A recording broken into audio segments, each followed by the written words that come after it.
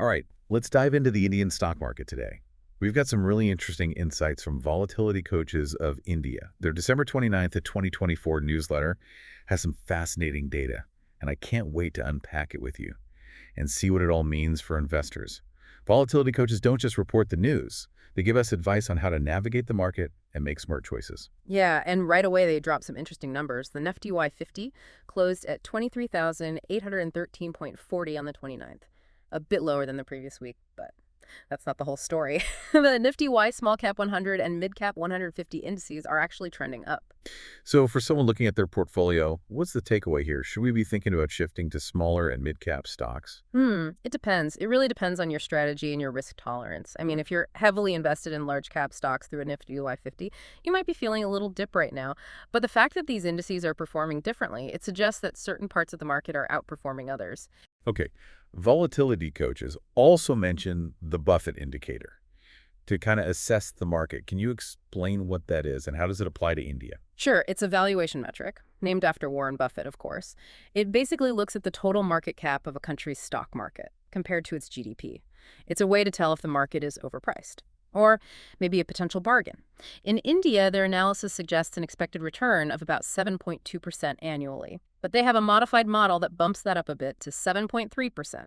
They say this is due to expected economic growth, dividend yields, and a potential correction in valuations. 7.2% to 7.3% return. That sounds good, but how realistic is that? What's the catch? Well, like all models, the Buffett indicator has its limitations. It makes assumptions, and the market can be unpredictable. I mean, global events or domestic policy changes could change these projections. Also, it's a long-term measure. It's not a guarantee of short-term gains. It's interesting, though, because volatility coaches use these projections to inform their advice, and their advice is very specific. Yeah, I was excited about that. They don't just talk theory, they give actual actionable advice. Some of it's pretty bold. They recommend converting debt to equity at certain FTY levels. And they even suggest converting gold and fixed deposits to equity at lower levels. That seems pretty aggressive to me. Yeah, it definitely shows they're bullish. They think the market could climb significantly. And they're not just throwing darts at a board with their investment advice. They like large cap and momentum funds, especially in sectors like banking, finance, IT, and pharma. That's really helpful. But how do they justify these bold recommendations? Is there data to back it up? Well, they've been watching the market all year. They note the shifts between positive and negative sentiment. They even pinpoint specific dates and events that cause these changes, like budget announcements, global market swings, or even the activity of foreign investors. Their recommendations seem to come from recognizing these patterns and believing certain conditions are right for a market upswing. So they're saying they've seen this before, and they think it's going to happen again. But for an average investor, converting everything to equity sounds risky. How does their advice consider individual risk tolerance and goals? Right, that's the big question. Their recommendations are for investors who can handle risk. You really need to think about your financial situation, your timeline, and how you feel about market swings before you do anything drastic. It sounds like understanding the market's past can help us make better decisions. Are there any examples from their market trend analysis that really stand out to you? Yeah, one is from December 2022 to April 2023. They said it was a negative period for the market, but that's when they started recommending debt allocation. So they saw an opportunity even during a downturn. They weren't afraid to go against the grain.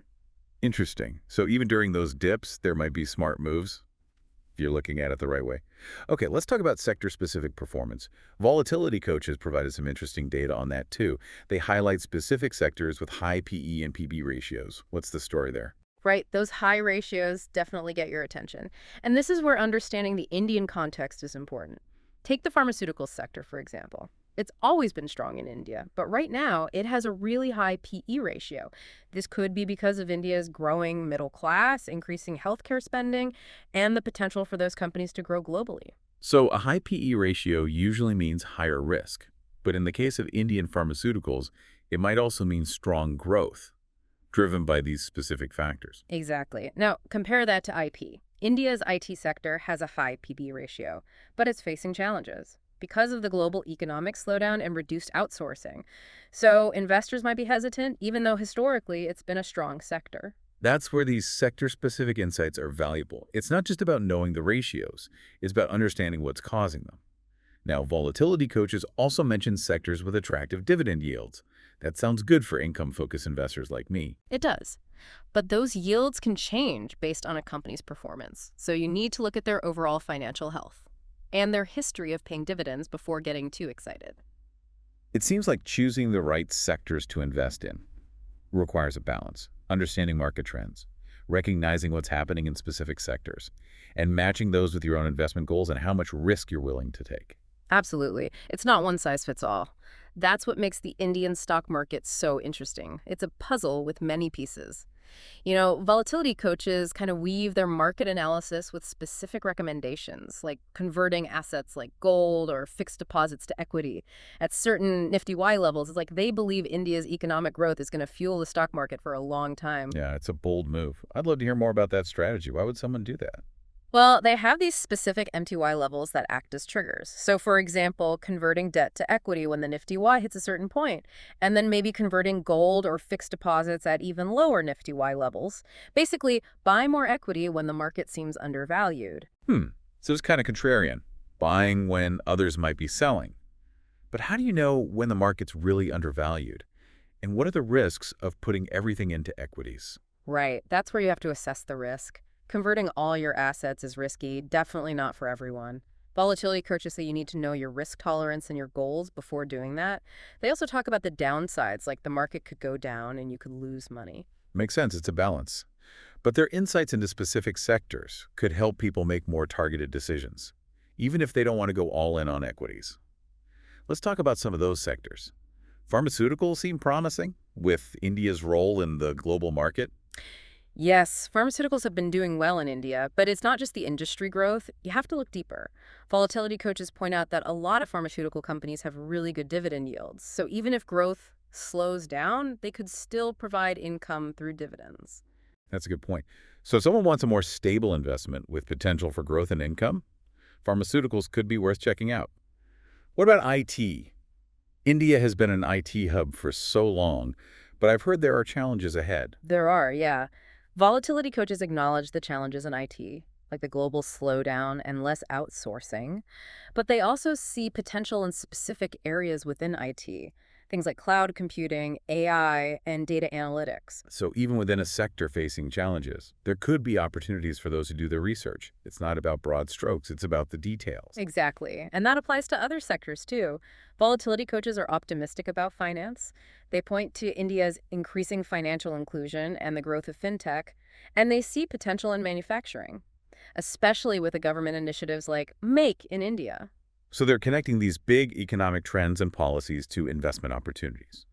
It gives investors a framework to think about where to focus. Yeah, but they also stress using data. They talk about PE ratios, PB ratios, dividend yields.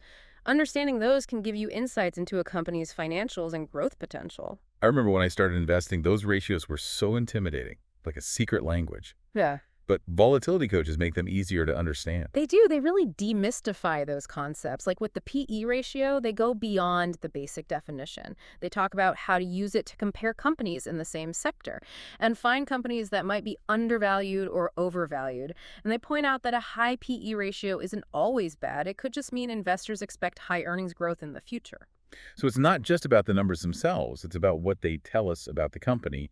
What about the PB ratio? How's that helpful?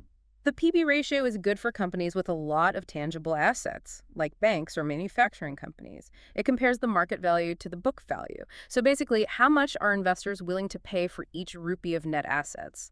A low PB might mean the company is undervalued. A high PB could mean investors are optimistic about returns from those assets. It's like comparing what the market thinks the company is worth to its actual accounting value. And then there are dividend yields, which are good for income-focused investors. For sure. They give you an idea of how much income you'll get for every rupee you invest. But we talked about this, you have to consider the company's overall financials and their track record with dividends before getting too excited about a high yield. It's not just about chasing the highest yield. It's about companies that are doing well and share profits with shareholders. Exactly. And what I like about volatility coaches is they don't just focus on numbers, they also talk about the qualitative stuff that affects performance, like the management team, competition, the overall economy. It's that holistic approach that makes them stand out. Yeah. They're not just giving stock tips, they're teaching people how to think about the market. And that's so important, especially in India's market. which can be volatile and unpredictable. Speaking of volatility coaches seem to have a different view on that. They don't just see it as a risk, they see it as an opportunity. You're right. One of their principles is to embrace volatility, not fear it. They say those market swings create opportunities for investors who are ready to take advantage of them, and they give specific strategies for doing that. Interesting. Can you tell us about some of those strategies? One of their main strategies is diversification.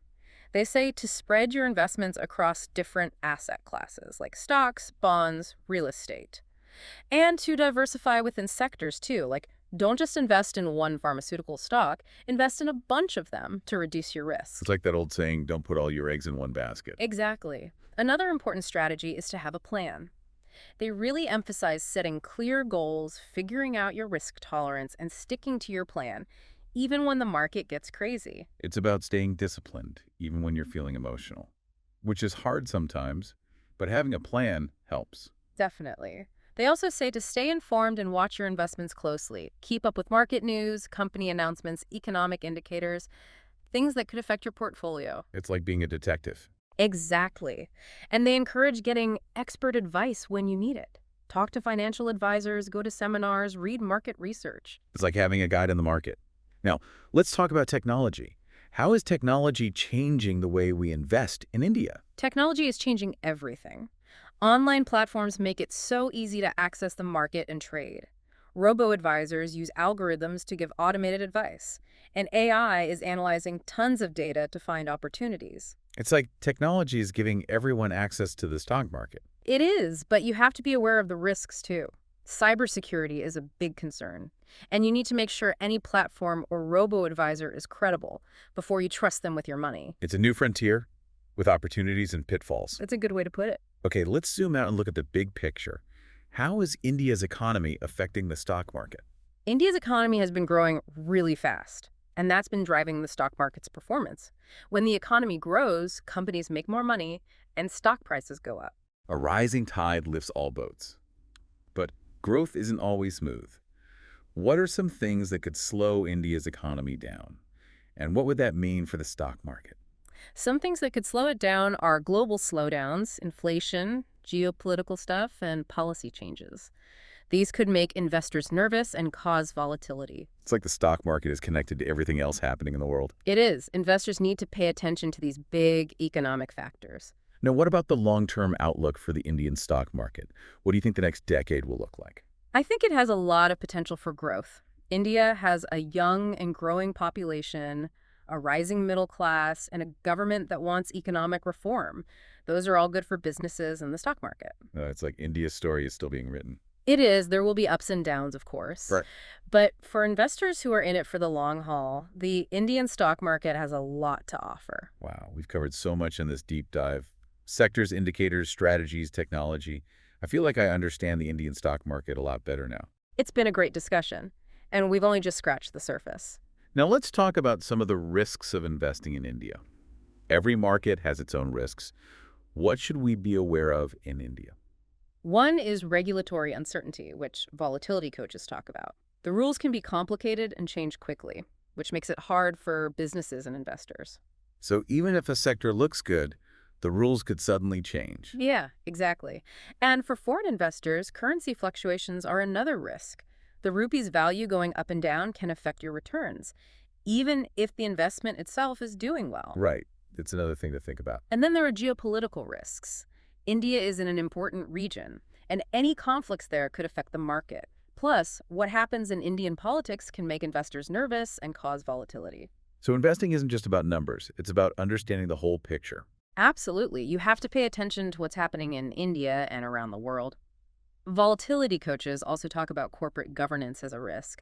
India has made progress in that area, but some companies still don't have very good governance structures. So we have to do our research. It's not just about how much money a company is making, but also how they're run. Right. You need to be comfortable with how they operate. For new investors in India, it's easy to make mistakes. Volatility coaches say one common mistake is chasing returns, getting excited about a hot stock or sector and making emotional decisions. That fear of missing out, it can get us in trouble. It can. The key is to have discipline and a long-term perspective. Stick to your plan and don't react to every little market change. Easier said than done, but a plan helps. It does. Another mistake is not diversifying enough. Putting all your money in a few stocks or sectors is risky. If one of them goes down, your whole portfolio suffers. Don't put all your eggs in one basket. Right. And another mistake is not doing your research. Some people just rely on tips or rumors instead of looking at a company's financials and understanding their business. It's like jumping into a pool without knowing how deep it is. Yeah, you have to do your research. Understand the company before you invest. Okay, let's switch gears again. I want to talk about ESG investing. What is it and why is it becoming popular in India? ESG stands for environmental, social, and governance. It means considering those factors when you're investing, not just looking at the financial numbers. The idea is that companies with good ESG performance are more likely to be successful in the long run.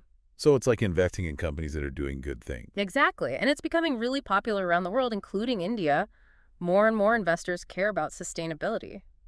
It's a change in how people think about investing. It is. As we wrap up, I want to ask you a more personal question.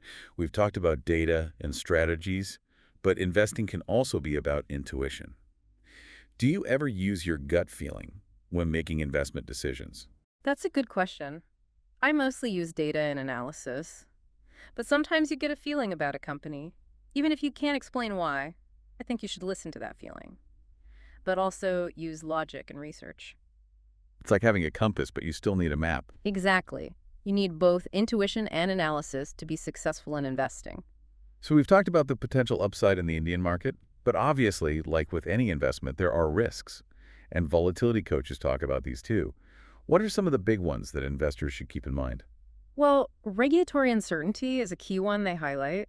India's regulatory landscape can be tricky, It can change quickly, which makes it hard to predict what's going to happen for businesses and investors alike. So even if a sector looks really promising on paper, some sudden policy change could throw everything off. Exactly. And for those of us investing from outside India, currency fluctuation is another thing to watch. The value of the rupee against, say, the dollar or the euro, that can really affect your returns. You could have a great investment that's performing well, but if the rupee weakens against your home currency, you might not see those gains. That makes sense. It adds another layer of complexity to the whole thing. It does. And then there are the geopolitical risks, of course. India's in a sensitive region, so any kind of tension there could spill over into the market. And even domestic political developments can impact how investors feel and lead to more volatility. Right. It's a good point. Investing isn't just about the numbers and the charts. You have to understand the bigger political and economic context, too. Absolutely. It's like trying to predict the weather. You have to look at all these different factors that could come into play. Definitely. And another risk volatility coaches point to is corporate governance. While India has made improvements in this area, there are still some companies with less than ideal governance structures, which can be a concern for investors. So it really emphasizes the importance of doing your due diligence. It's not enough to just glance at a company's financial performance. You have to dig a bit deeper, look at their management, their transparency, their commitment to ethical practices, all of that. Exactly. Make sure you're comfortable with how a company operates, not just how much money they're making. Now, for investors who are maybe newer to the Indian market, what are some common mistakes they should try to avoid? Well, volatility coaches talk about this too. One big mistake is chasing returns, getting caught up in the hype around a certain stock or sector, and making decisions based on emotion rather than careful analysis. It's that FOMO, isn't it? The fear of missing out. Exactly. It can really cloud your judgment. So what's the best way to combat that? Discipline, I'd say. Having a long-term perspective and sticking to your investment plan. Easier said than done sometimes, I know. It is, but a good plan can really help you stay on track. What other pitfalls should investors be aware of? Another one is not diversifying enough. Putting all your eggs in one basket, so to speak. If you concentrate your investments in just a few stocks or sectors, and one of them takes a hit, your whole portfolio feels it. Right. Diversification is key. Absolutely. And then there's the mistake of not doing enough research. Some people rely on tips or rumors they hear, instead of taking the time to really understand a company's financials and business model. It's like jumping into the deep end without checking if there's any water in the tool first. That's a good way to put it. You've got to know what you're getting into. Definitely. Okay, switching gears a bit. I wanted to touch on ESG investing. It seems to be getting more and more attention, especially in India. It is, yeah. Can you explain what it is and why it's becoming so popular? Sure, ESG stands for environmental, social, and governance. Essentially, it's about incorporating those factors into your investment decisions, not just looking at the financial numbers. So it's like investing with your values in mind. Exactly. And it's gaining traction globally, including in India. It's a really interesting development. It is. As we wrap up here, I wanted to ask you a more personal question. We've talked a lot about the data and the strategies, but there's also an intuitive element to investing, isn't there? There is, yeah. Do you ever find yourself using your gut feeling when making investment decisions? You know, that's a good question. I'm very much a data-driven person. But I can't deny that intuition sometimes plays a role. Sometimes you just get a feeling about a company or an opportunity, even if you can't quite explain it. I know what you mean. It's important to listen to that inner voice, I think, but always balance it with logic and solid research. It's like having a compass, but you Yeah. still need a map to find your way. Exactly. A good analogy. Well, this has been a fascinating deep dive into the Indian stock market. It has. We've covered so much ground, We have. from market trends and specific sectors to understanding the risks and embracing volatility. It's been a real journey. For our listeners, remember that investing is a continuous learning process. Keep exploring, keep researching, and never stop refining your strategies. And most importantly, find what works best for you, what aligns with your own goals, risk tolerance, and values. Well said. On that note, happy investing, everyone. Happy investing.